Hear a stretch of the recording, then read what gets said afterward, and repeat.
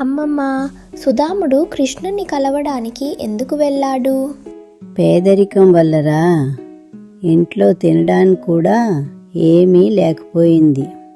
అయితే కృష్ణుని డబ్బు అడిగాడా? లేదురా, ఒక్క మాట కూడా అడగలేదు. తన దగ్గర ఉన్న కొంచెం అవళ్ళు మాత్రమే బహుమతిగా తీసుకెళ్ళాడు. కృష్ణుడప్పుడు ఏం చేశాడు? అడగకుండానే సుధాముడిని ప్రేమతో కౌగిలించుకున్నాడు.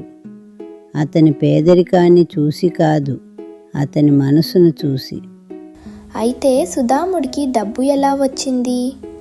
సుధాముడు ఇంటికి తిరిగి వెళ్ళినప్పుడు అతని ఇల్లు అందమైన గృహంగా మారిపోయింది. అది కృష్ణుడి కృప.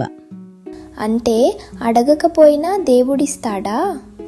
అవునురా, సుధాముడు అడగలేదు, కృష్ణుడు చూశాడు. ఈ పాఠం ఉపయోగపడితే లైక్ చేయండి. మరిన్ని కథల కోసం సబ్స్క్రైబ్ చేయండి.